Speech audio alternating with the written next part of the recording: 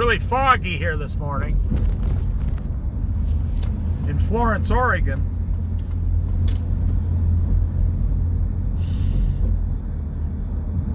It's 5:45 a.m. Am I going to the beach? Yes, I am going to the beach.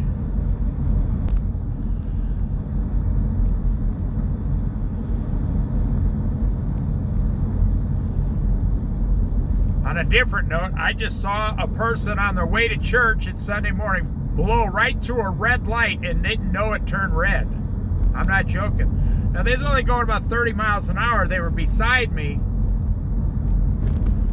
And the light turned yellow, but they were like 100 foot away, and then it turned red, and they just kept going right through. I honestly don't think that they even saw the light turn. You know, you could be going to church on Sunday morning and still be all screwed up with the world. Someone's living in a Sprinter van back there. Someone's living in that car. Someone is living in this van right here. I'm waiting for the Fred Meyer gas station to open. I don't know if they open at 6 or 7. So if they don't open at 6, I'm going to have to go back to Safeway or my other gas station and get gas. The 24-hour gas station here has been shut down for about 5 days. They got the pumps turned off. Something broke on their pumps. And then there's like 5 or 6 other vehicles, mostly all Sprinter vans, you know, people with money, living in the parking lot behind over here. I've always believed in America. There's someone pulled up to get gas here, and the store's not open. I mean, you can tell it's off. Why would you pull up to get... I've always believed in America. They have this like in Europe and Japan and other countries. You know, we have what's called rest stops in America, but they're so far out of town. They're so far away. They're usually on the interstate, you know, so I think they're going to open up at 6. I think in America we need like places where cars can stop for 24 hours. And why don't we create those? And then someone, you know, it would create like 50,000 jobs. And you say, well, who's going to pay for it, Dave? Dave, who's going to pay for it? Dave, who's going to pay for it? All right, calm down. I'm getting to that. The people staying there will pay for it. $5 a night. And then they would have like a miniature truck stop. They would have showers inside. And you pay $2 for the shower. You know, a shower at a truck stop now is like $23 or $17 for a shower. Wow. So anyways, it's just something I believe where like you're living in your car, you can pull up there and it's, you know, the police can drive through there. They have employees working there. I mean, the Mission does it. The Eugene Mission does. I mean, every mission in America has some place where you can sleep in your car. Why can't you have a place where like 30 people could pull in, they register, get your driver's license. If they're acting crazy, you kick them out. Here's a good solution for you. You can't solve 100% of the problems, but you can solve 70% of the problems. I learned that in the restaurant business. Now, nobody taught me this except maybe Jesus through wisdom. When I became the restaurant manager, I learned quickly. I will never solve all of the problems in a restaurant. Because whenever you have like 30, 40, 50 people, at one point I worked at a 24-hour restaurant, I had 80 employees. And it was next to a college. So 30 of my 80 employees were all college kids with, oh, I can't work on Mondays from 2 to 4. I can't work on Saturdays from 6 to 8 a.m. I can't work Sunday nights. Holy smokes. I tell them, okay, Billy or Susie, I'm glad you're going to college. I'm glad you're going to make a lot of money. This was back in the day when even a university was only like $20,000 a year. Instead of telling me what you can't work, just write down what you can work. And then, you know, you'd have 80 employees on a schedule. This was like a $4.5 million a year restaurant. So I learned in life, I will never be able to solve 100% of all my problems in life. But I will be able to solve most of them. And then what you do is you just manage the other ones. You know, people, I say, do you have any management experience? They go, nope. I say, do you manage yourself? Yeah. Are you a mother with children? Yeah. Do you manage your children? Yeah. Are you married? Yeah. So you manage your marriage and you manage all your bills. A lot of people don't give themselves credit. I hired a girl once to do the book work because she paid the bills at her family farm. I said, if you can manage all the accounts and everything on the farm, you can manage the things here in the restaurant. And she would come in for 3 hours a week and do all the finalized bills and then go back home. And she was thrilled to have the job. She was tickled pink. So you can't solve all the problems. So in other words, you know, I think that's what we're trying to do with homelessness. I'm going to stop talking and we'll get on with a cool video driving out by the beach. But we're trying to solve 100% of the homeless problem instead of solving 60% of the homeless problem. And then you just manage the other part. You know, people with mental illness living on the sidewalk, you won't be able to solve all their problems. You won't be able to buy them a house, but you can manage their situation and make it better. Alcoholics and drug addicts, you're probably not going to solve 100% of their problems in life, but you can manage it and make their life a little better.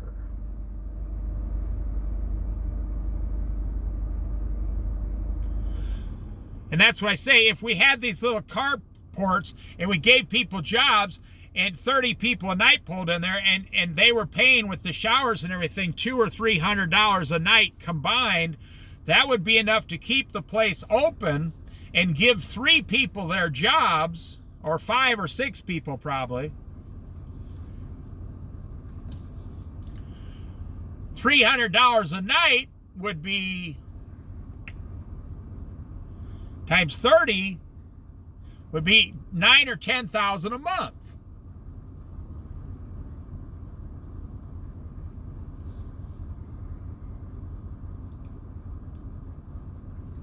It's just food for thought here. That's why, you know, the government says, it doesn't matter whether it's a state government or the federal government, the government says, we're going to put, now I know in California, and they got people walking around, the homeless people every day that make $150,000 a year each person. To walk up and down, not solve the problem, just walk up and down the sidewalk and manage the problem. So if you got You know, 30 people making $150,000 a year, you're never going to solve the problem. Or I know the California government put like $25 billion in the last few years, $25 billion towards the homeless problem, and the homeless problem has doubled. $25 billion and the homeless problem has doubled. Wow. That's crazy. $3.82 a gallon for if you pay with cash. I don't know when they started this in life. They charge 10 cents more for credit cards. But the credit card doesn't charge them 10 cents a gallon more. So they just kind of use it as a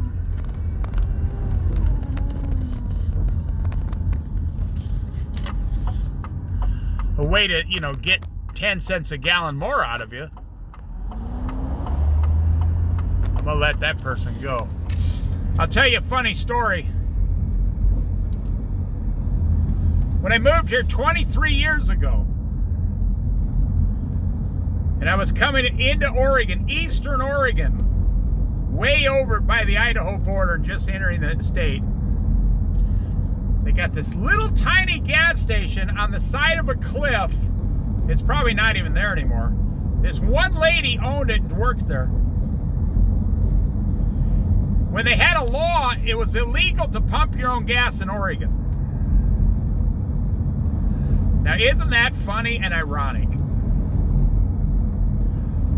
For 20 years, they had a law, longer than that. You can't pump your gas in Oregon or you're going to kill thousands of people a year because you're not smart enough to pump your own gas.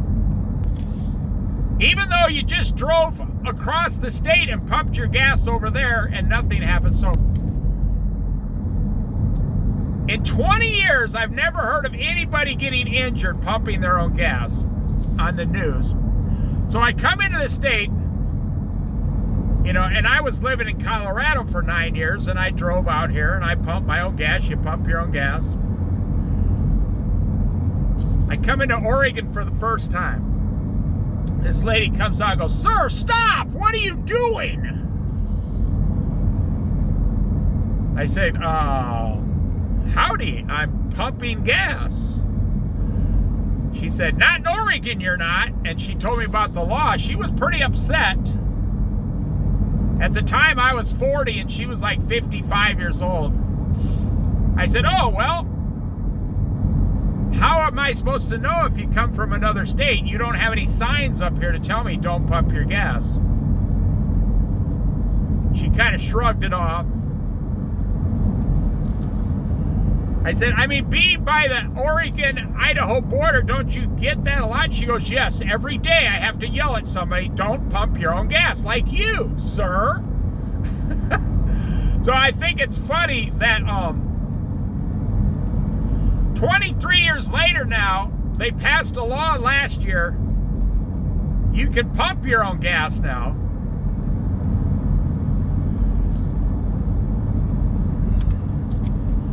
And when I go to the gas station, now the workers have become extremely lazy and they're waiting to see maybe this guy's going to pump his own gas and I won't have to do anything.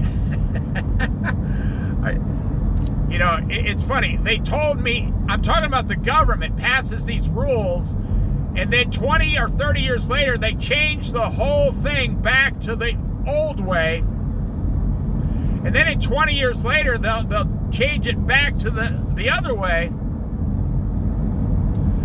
And this is one thing I learned in Christianity reading the Bible.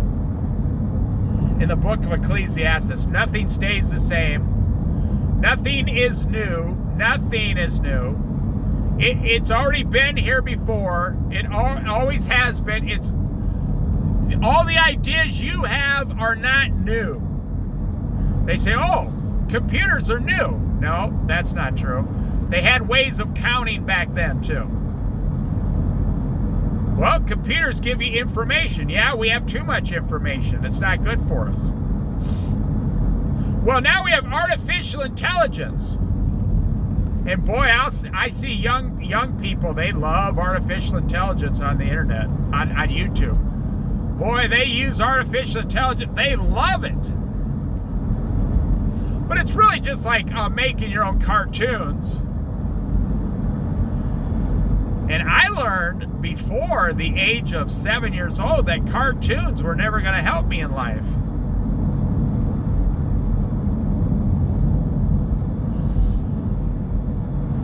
They told me for 50 years of my life, if you smoke marijuana, you're going to jail. I'm glad, because then I never smoked it. So the last 14 years, they told me, marijuana is now legal. Imagine someone who's like me, my age group, being told, don't do drugs your whole life. So then they made all small amounts of drugs in Oregon legal, like in California and Washington State. Then they tried to make psychedelic mushrooms legal last year.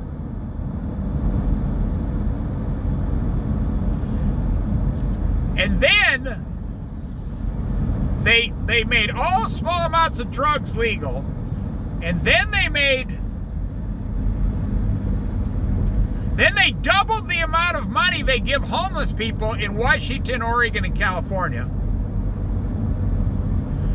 Since the pandemic, this has been 4 years. So now, this year, all small amount of drugs are illegal.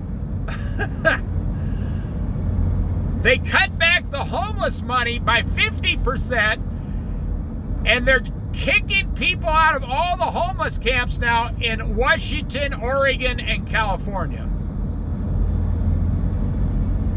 There's someone living in their truck right there. They're living in a truck. They did all of these things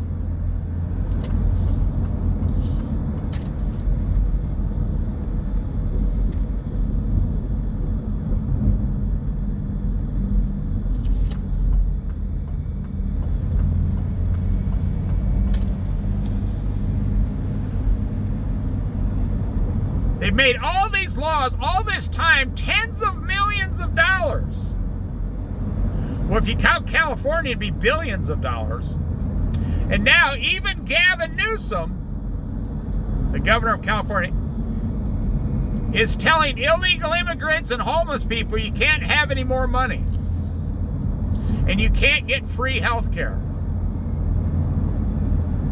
I think the governor of California is going to run for president in 3 years. I think in 2 years he's going to go run for president of the United States on the Democrat ticket, and he might win. He's the kind of guy that might be able to beat J.D. Vance, the vice president, on the Republican ticket. And I think that's why he's getting his financial house in order in California. So on the campaign trail, he can talk about how California has cut back on all these things, even though for 30 years they've been increasing all these things.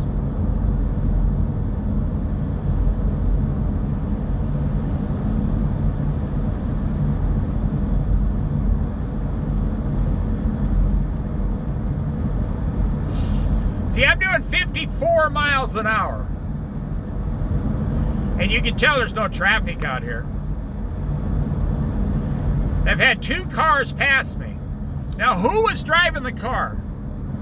2 ladies in their late 50s. Now, you remember when women used to be very calm and drive slow, and the woman was kind of the calmness factor inside of their family, keeping the glue, keeping things together. And now I see women my age driving down the road 80 miles an hour heading to the casino on Sunday morning, 8 o'clock in the morning. Or they're heading to church as fast as they can. It's like, praise Jesus.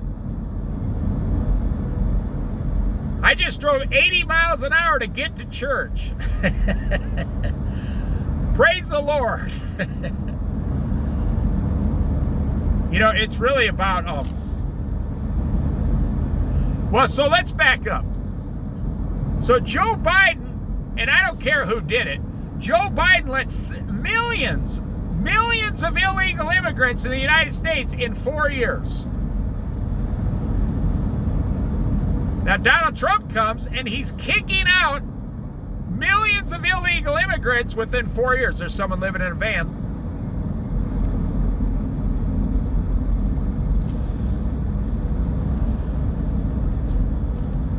You know how they say if you don't like the weather, just wait 5 minutes and it'll change? Well, that's what you could say that about the government today. If you don't like the government, just wait until the next administration, everything will change back. Now, you know, so in 3 more years of Trump, people are going to be screaming for money, free money, because he will have cut everything back. I truly believe Elon Musk will run for president in 2 years. I might be wrong, but I believe Elon Musk will run for president in 2 years. I believe he'll, like Jeff Bezos, he'll sell a lot of his company and turn it over to, you know, other people to run it.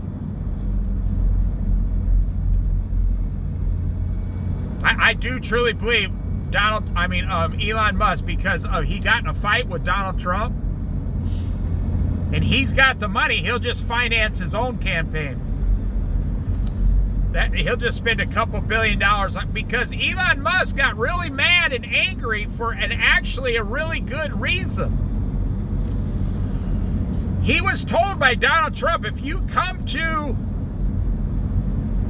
Washington and with Doge, D-O-G-E, and you work on cutting back all the waste in the government and save, you know, a few $100 billion, which they did about half of that,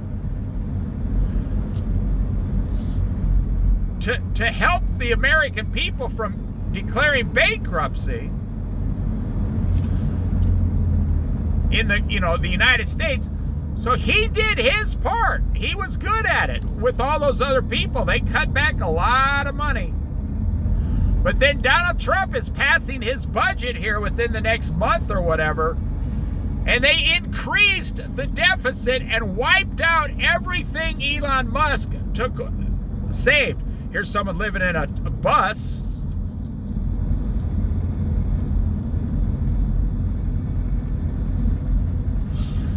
So they cut back. Donald Trump, whatever Elon Musk and his team of brilliant people saved, Donald Trump increased the budget with it. I told my wife this 6 months ago. I said, whatever Elon Musk goes to Washington and saves, the government will say, oh, we have extra money, and spend it. That's what they're going to do. Under Donald Trump, the deficit is going to go up $3 trillion in about 5 years. It's going to go from $36 trillion to $39 trillion by the time he's out of office. And that is after all the money that they cut back on. And you notice with the no tax on senior Social Security, I was excited about that one. Because I have to because my wife still works, I have to give up one of my I have to pay about $900 a year on Social Security income because it's combined with my wife's income, and so we make too much with her income plus my Social Security, so I have to pay an extra $900 a month in taxes starting next year. $900 a year in taxes starting next year for this year. And I was hoping Donald Trump said, he promised, I'm going to get rid of all Social Security tax. On the campaign trail, if you're on Social Security, there's the sea lion caves in the fog. I'm going to get rid of all Social Security tax. Now we're right by the lighthouse. We're going to pass the lighthouse through the tunnel here. So then they said, okay, that's only going to be for people 65 years old and older. And I'm only 60, mile marker 179. I'm only 63 years old.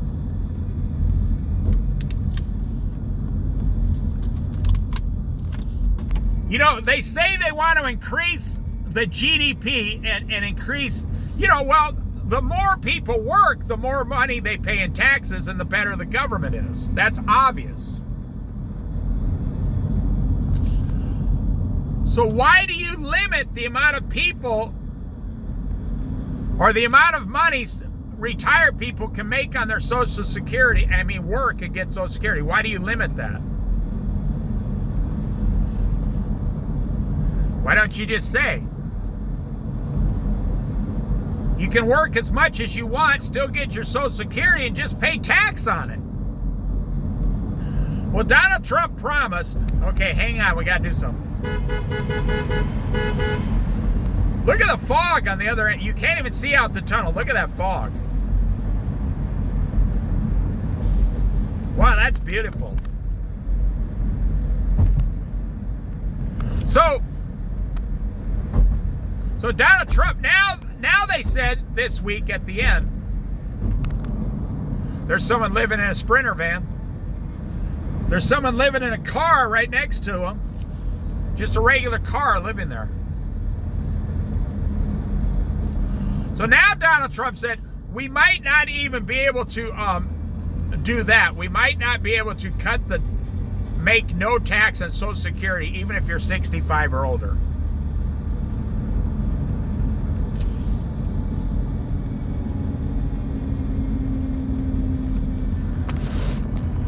So you lied. He lied. He promised. Now he secured the border.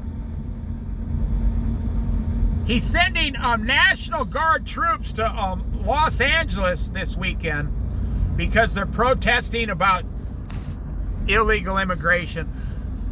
I would not send Army troops to Los Angeles. I don't think, is that the kind of country we want to live in? To where we have people protesting and, troops standing there with M1 rifles spraying everybody with big, huge canisters of mace. That's the kind of stuff that used to happen in the 60s before the Vietnam War. Where the military would show up and, shoot at people protesting. I just don't think we need to get the Army involved. I think the Los Angeles Police Department can handle it themselves. In my humble opinion. Nothing I say matters. There's nothing I'm going to say that will matter or make a change in these areas. I'm just telling you which way the world's going here in a very negative direction. And that's why you see all these homeless people, and that's why you see all these people living in Sprinter vans, because they're done. I see out here all day long 55-year-old people who have stopped working and said, I can live in a van until me and my wife get Social Security in a Sprinter van for like 7 years.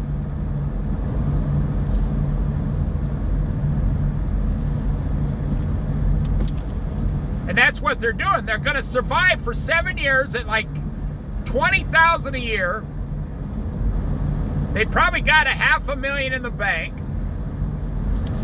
And then they're going to get their Social Security checks at 62 years old. So that'll give them like $30,000 a year. So then they can live on that, go back to an apartment or something, and still have, $400,000 left in a bank after 7 years. Plus whatever interest they accumulated.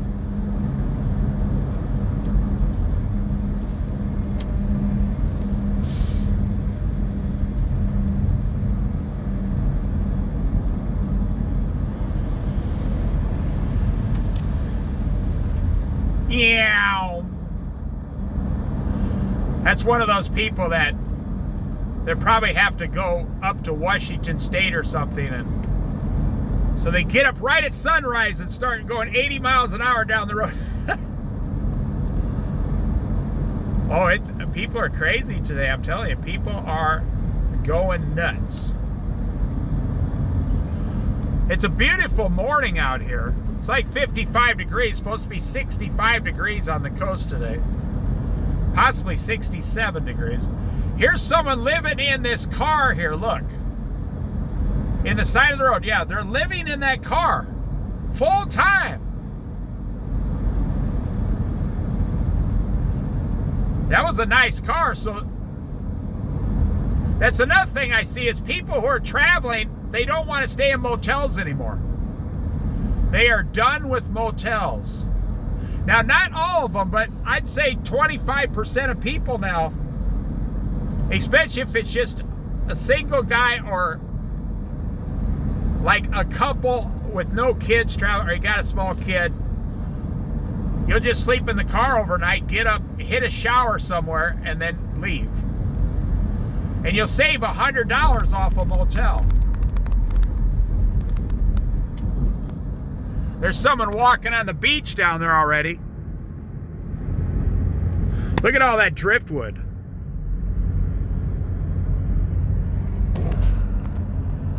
Those people are already at the beach at 6 a.m. Oh no, I got Billy Bob behind me now. Look out, here comes Billy Bob. Here he goes.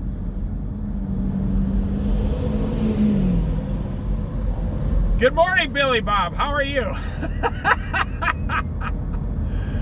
He had a big old diesel engine. He's blowing smoke everywhere. Doesn't bother me. I mean, I could care less. There's someone living in a car right there. I saw that guy at the gas station yesterday buying gas, and the whole side of his car is smashed, unfortunately. Kind of sad. People get in these desperate situations. So Donald Trump's going to take away 15 to 20 million young men's Medicaid and food stamps unless they work 20 hours a week. Well, you know they're not going to go get a job 20 hours a week. So you're looking at 1 million of them becoming homeless here in the next 3 years. And then after Donald Trump's gone, because he cut back on all the rent subsidies for senior citizens. That's everywhere in the news now. So now the senior citizens who only live on Social Security are not going to be able to afford rent within 5 years.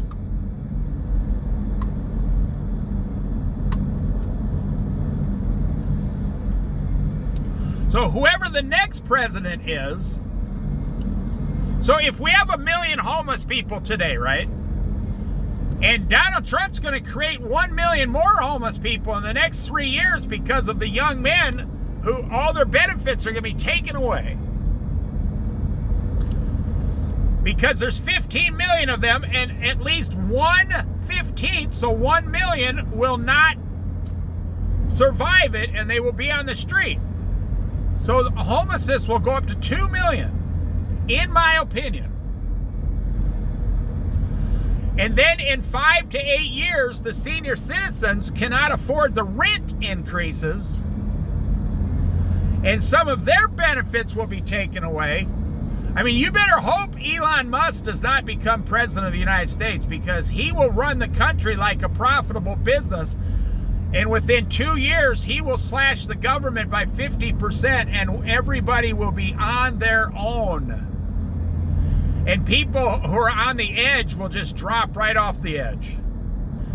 So anyways, go back to the seniors, because I'm a senior. I don't get benefits. I'm not talking about myself. I just talk about the way the United States is crumbling here. I've been an American citizen for 63 years. I see what all the problems are. And nobody wants to fix them.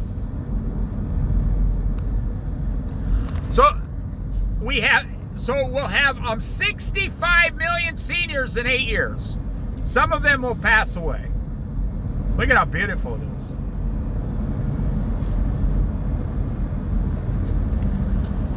Out of those 65 million, 50% have no money, so that's, say, 30 million. They have no money except their monthly Social Security and whatever their Medicaid or Medicare is. Okay.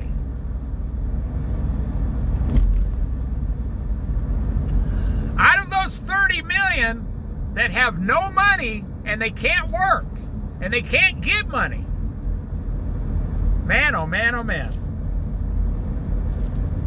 You could say, well, it's their fault. They didn't save money. Well, you could say that about homeless people, too. You could say that about mentally ill people. You could say that about drug addicts and alcoholics. I don't ever look at what the problem is. I look for the solution to the problem. That's how you manage a restaurant. You don't look at, if you get stuck on what is the problem today, then the problem never gets solved. You don't say, oh, I'm overweight, I'm always going to be fat. No, no, no. You have to find out, how can I lose 5 pounds? And then you lose 5 pounds. And then you say, okay, I'll lose 5 more. And then you lose 5 more. Okay, my system is working. Now I'll lose 5 more. That's how you solve any problem. You start chipping away at the problem. Like an iceberg or an ice cube. So, out of those 30 million people, 10%, only 10% are not going to be able to afford an apartment. That's 3 million. Where are they going to go? Now, I would say it's more like 30%, but the other 20% will go live with their family. They'll get a roommate. They'll get into something, or they'll go to a nursing home or whatever. If they're over 70-some years old and they're not in good shape, that's another problem we got coming in America. We'll have 50 million citizens that will need a nursing home within 25 years. You better hope that the rapture comes first. With 50 million senior citizens who need a nursing home in 25 years. Have you ever tried to get a nursing home today? They don't exist. They're not available. Here's someone walking on the road for exercise.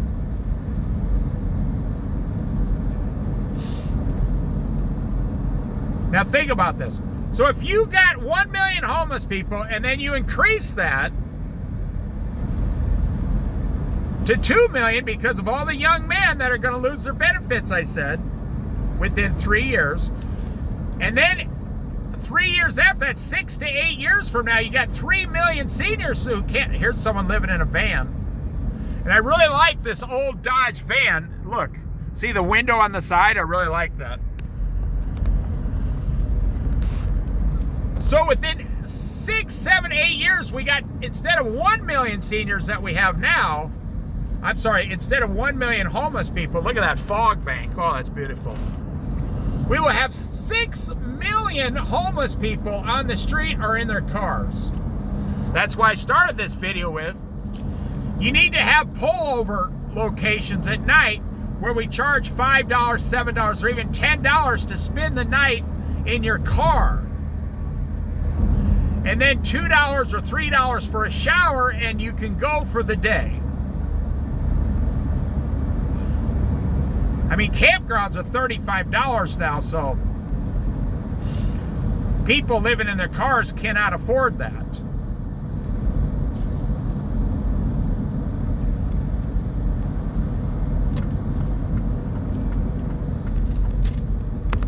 Let this guy go by me. You know, some people work 7 days a week and barely survive. So, you know, it's normal in other countries, but in America right now, they said 70%. 70% of Americans are living paycheck to paycheck. Wow. That's incredible.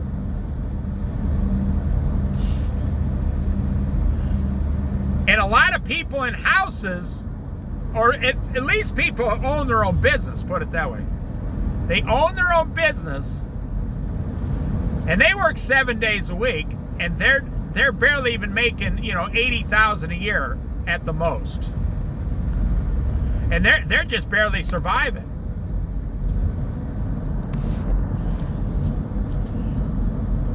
You always need things for your own business, like more equipment or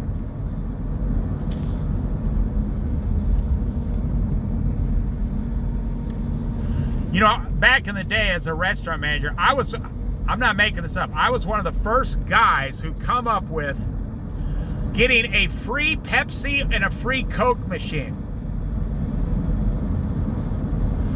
I'm talking about a fountain. They used to charge for those things, and they charge a guy to come out there.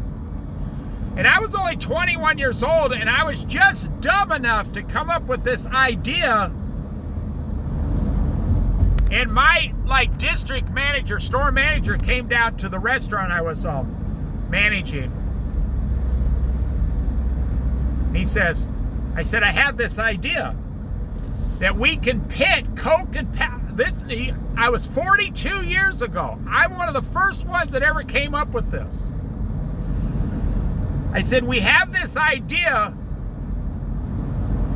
I said, I have this idea that I could pit Coke and Pepsi against each other, because back then you either sold Pepsi or Coke, never both.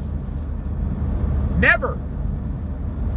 And they charged you to come out and set it all up, and the fountains and the tanks below. We got our syrup, and then it would combine with another tank of carbonated water, and out would come a glass of restaurant Coke back in the old days. It wasn't pre-mixed. And then in the back of the restaurant, you had CO2 tanks, like oxygen tanks, to pump it all. So I had this idea. I told my boss, hey, why don't we pit Coke and Pepsi against each other, since they hate each other's guts, blah, blah, blah, blah, blah. He says, what are you talking about? Look, here's someone living on a big, huge school bus, an old school bus, living there full time. Someone just honked at me. I think they honked at that bus, to be honest. So I says, see, we were selling Coke, and they said they had to replace our machine for free. I mean, for a charge. It was going to cost quite a bit of money back then. Here's someone living in a Jeep. They're living in a Jeep.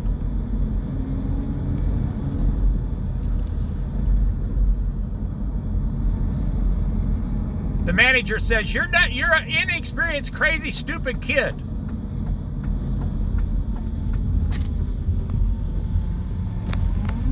Well, that car was getting very angry. Look at him go. I said, well, just let me try. What's the worst that could happen? So I called the Coke guy, and I told him, I said, hey, we're thinking about just having you take your stuff out. We're thinking about going with Pepsi. Which was true. I wasn't lying. He says, Pepsi? What are you? Oh, he went off. He went, but you've been with Coke. What are you talking about? He said, I'll be down there this afternoon to talk to you. And I called the Pepsi guy. This was 42 years ago. And I said, hey, can you come down here this afternoon and talk about putting Pepsi in our restaurant? But it's got to be this afternoon. Now, I was a 21-year-old dumb kid. I didn't know anything about business. I was just trying to get the stuff for free. And the Pepsi guy goes, we'll have our salesman come right down there. Yes, thank you for calling us. So both of the guys who had the power showed up at the same hour. And I said, here's what I want. I want to start selling Coke and Pepsi side by side. You'll have to share the space here. I want to give my customers a choice between both. And I don't want to pay for it. But if either one of you says that I have to pay, then I'll just go with the other one for free. And the Pepsi guy, who they were just an up-and-coming company 42 years ago. I'm not making this up. No, most people don't know this. Before Michael Jackson made Pepsi famous, they really weren't that famous. Coke was the big boy on the block. Coca-Cola. The Pepsi guy says, I can tell you right now, we'll give you all brand new free fountains. Everything will be new. We'll redo your counter. We'll put like $1,500 into this for you for free. And then you just sell Pepsi. And the Coke guy looked over and saw his future. The Coke guy says, let me call you back tomorrow. So he actually came in the next day and said, all right, we're going to give you everything for free. He said, do you realize what you've done, kid? We don't have fountains next to each other with Coke and Pepsi. You're going to be one of the first fountains in the entire Midwest that sells Coke and Pepsi side by side. They don't even do that at McDonald's or Burger King. Now, you got to go with one or the other. Well, now they got the big machines. They're starting to do it. And I called my boss down, and he said, what happened? They turned you down? I said, no, they're giving us like $4,000 in free equipment. Everything's free. They're updating the whole thing. They're going to go side by side. And my boss looked at me and said, you know, Dave, you're just young enough and dumb enough. He said, you're a dumbass. You're just a big enough dumbass to believe stuff like this actually happens in the business world. He said, you're just lucky that you tricked them to pulling this off. So then they took me upstairs and at the next big store and gave me an award and everything. But I was 21 and dumb as a rock. And I didn't know that life didn't work that way. Oh, it was amazing. When I went to go get my flyers printed, I was one of the first people to do this also.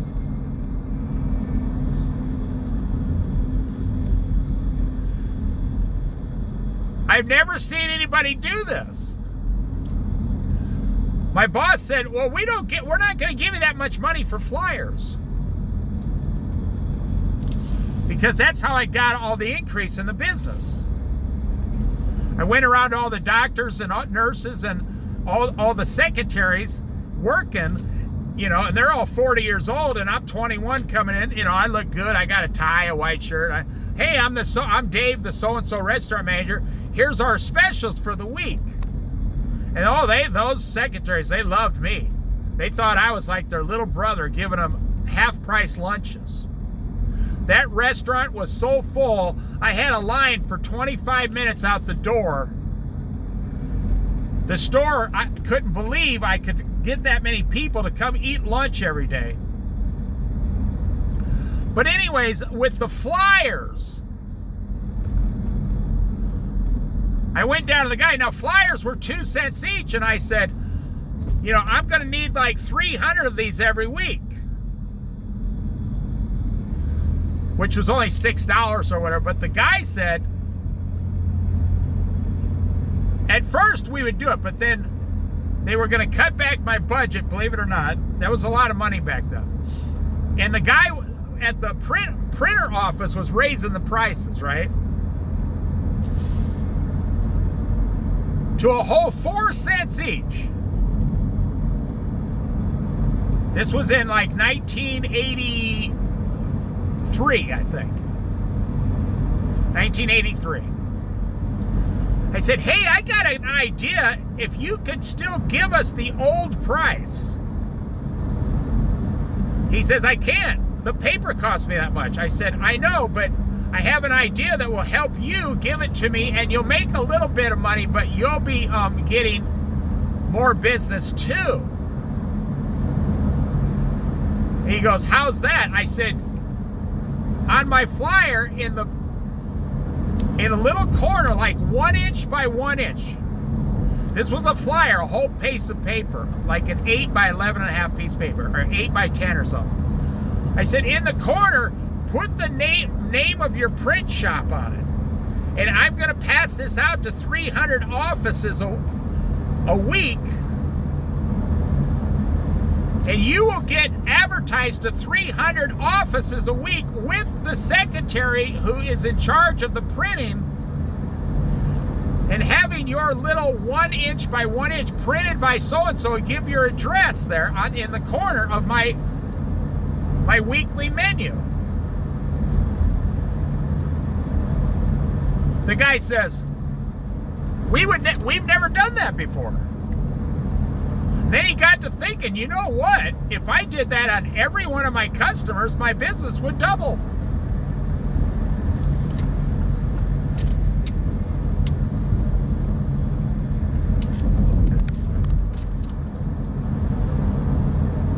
And so my boss got mad at me. We can't endorse that printing company. I said, we're not endorsing them. That's just their little space on the bottom. I said, and we're getting our things for almost free. Still the $6 a week. And once again, my boss called me a dumbass. He said, man, I don't know how you get this stuff done. I don't even, you got ideas I've never even heard of. They're so stupid. So after about 3 months, the printing office, the guy says, Dave, you're my best friend. Now, it was a family-owned printing office, a real old-fashioned family-owned printer. They've been in business for like 35 years, before the Xerox copier came along. He says, Dave, you're my best friend. I said, yeah, you get some business, huh? He said, in 3 months, my business has gone up 25%. He said, I got my wife in here now helping me. He said, I ask all my customers now, can I print on the bottom of your flyer who printed this? He said, and almost all of them say, yeah, sure, go ahead, no problem. Now, I'm not saying I came up with these ideas on my own, no. I truly, I'm a Christian. I was a Christian since 10 years old, and I believe that Jesus, God, the Holy Spirit talks to you to help you be successful in whatever you're doing. And I'm serious. I got to give all the credit to Jesus. I don't take any credit. I told you how stupid I was. Everybody at 21 years old was stupid. The only person who doesn't think they were dumb at 21 is an actual 21-year-old who's 21 now. You think you're the smartest person in the world. But then when you turn 55 years old, you think, man, I was an idiot at 20 years old.